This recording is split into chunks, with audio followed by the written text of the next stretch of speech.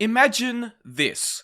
It's early 2010, Minecraft Alpha. You've been playing the game for a few weeks now and have gotten pretty good. Not many things surprise you anymore. You come home from a long day and start up your world, and decide to do a bit of mining, exploring some caves you hadn't mustered up the courage to enter yet.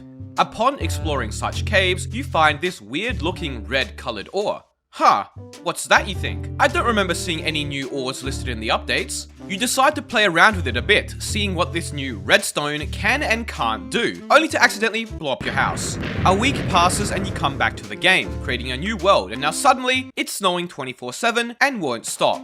This is the beauty of Minecraft's Seecret updates, which were a series of 10 unannounced updates released through late Minecraft Inf Dev and Alpha. Today we'll be talking about these 10 updates, the key changes they came with, the missing versions that are lost to time, and why we don't see Seecret updates anymore. So, let's begin. Oh, and secretly update that subscribe button to grey for me, would you? No pressure, of course.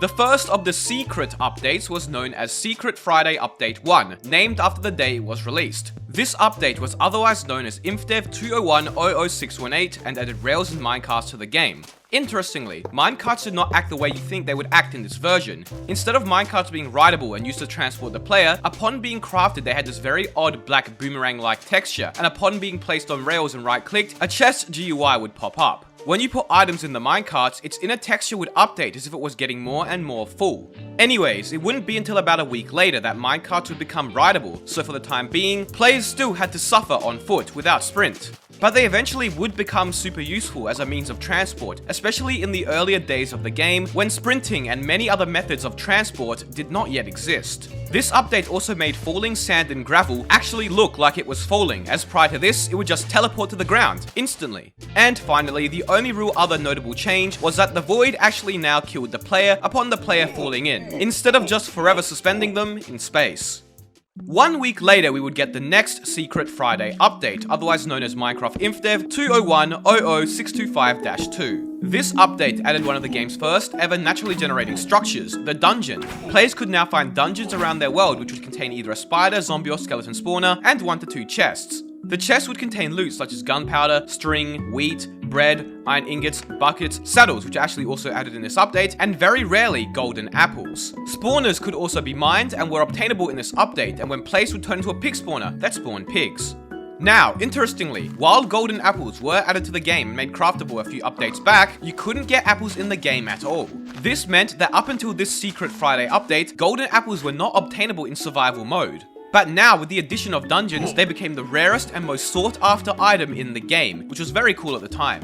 Seecret Friday Update 3, otherwise known as Alpha 1.0.1, was the first redstone update Minecraft ever had. But speaking of updates, my server, og-network.net, just released a massive survival games update, adding many Minecraft Monday style features like player heads and villager shops, 12 game scenarios which players can vote for, such as Juggernaut, where all players have to take down one randomly chosen Juggernaut, and random spawns, where players randomly spawn around the map instead of in the center. In addition, we also have a new leveling, achievement, and cosmetic system that is very similar to Hypixels, all while remaining faithful to the classic Minecraft survival game style, so come check it out.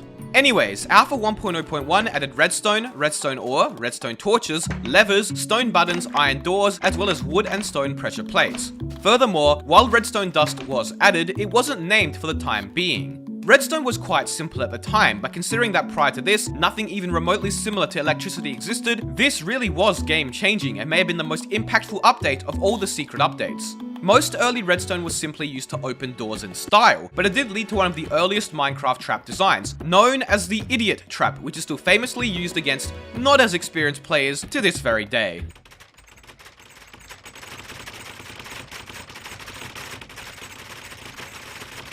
Oh shit, it did work. In this update, redstone ore actually took the longest to mine compared to other ores, taking 4.5 seconds with an iron pickaxe. This update also made spawners no longer obtainable, and signs could now be placed on the sides of blocks. This version of the game is actually missing. It's lost to time, as unfortunately, no known players seem to have it anymore. So, if you happen to be an older player who played around this time and still have your older computer or files, maybe check and see if you have it. Seecret Friday Update 4, otherwise known as Alpha 1.0.4, added a feature to the game that was removed not long after.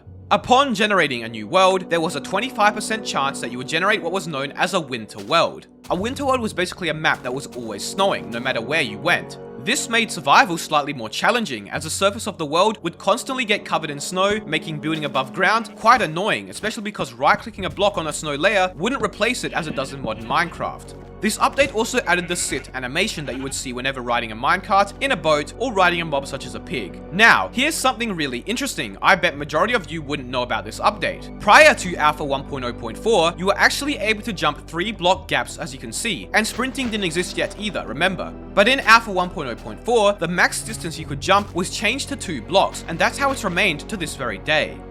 Alpha 1.0.6 is Seecret Update 5. Man, it feels like every second update is a Seecret update now. I wonder how players at the time felt about constantly finding new things every week. Anyways though, this Seecret update added cacti, which didn't do any damage to you upon walking smack bang right into it, but instead dealt damage upon the player trying to break it, or just right-clicking it.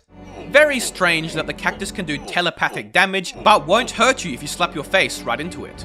This update also added boats, which the wiki says can be ridden, but I beg to differ, considering how broken they were. They would take 10 years to turn, would bug out often if you went into shallow water, and would break upon coming into contact with literally anything, even if you were barely moving.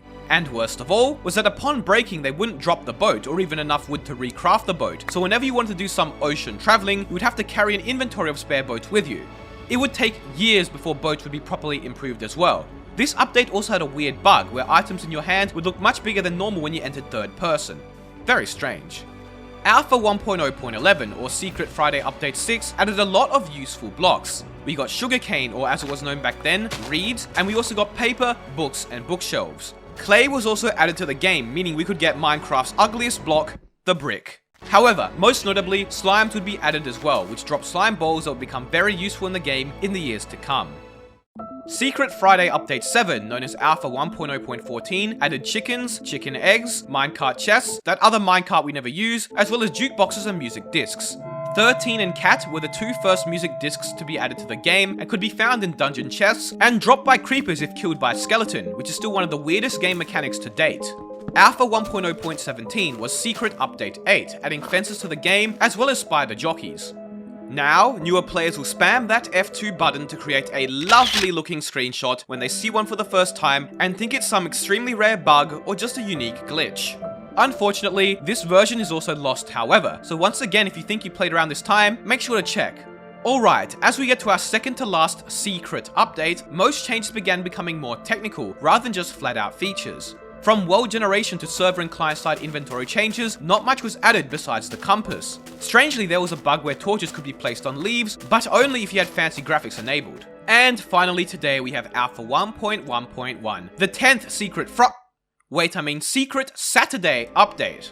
This update added paintings, fishing rods, and one of the most crucial features to the game to date, sneaking. There's actually an interesting story behind this version of the game. Due to the popularity of Minecraft taking off substantially at the time, an influx of players would attempt to download Alpha 1.1.1 upon release, causing the download server to crash after a bit over 3 hours. Furthermore, there was a massive bug with this version that led to players getting a grey screen upon opening the game. As such, Notch would fix the bugs and release Alpha 1.1.2 only a couple hours after the release of Alpha 1.1.1, making Alpha 1.1.1 one of the shortest available versions of the game to date. Due to this, not many people managed to download it, and it was missing for over 10 years up until last year, where it was found.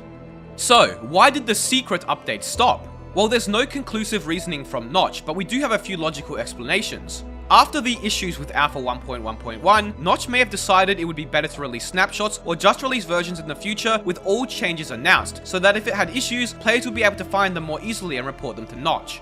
Furthermore, this Seecret update method was on a time limit from the beginning, as once the game became more and more popular, the Seecret updates wouldn't become nearly as secretive anymore, with players likely finding all changes immediately and spreading them like wildfire on the internet, or players looking into the game's code and finding information there.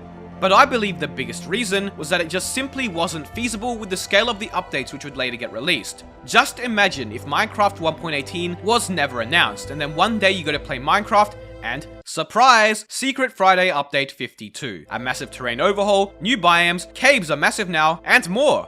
Well, nobody would find the update anyways because the game would be dead from the lack of hype and announcements surrounding updates anyways. Nonetheless, it did sound very fun to be an early player and discover new features every week, and it's unfortunate that I never got to experience that. But I also understand that realistically, this wasn't feasible in the long run.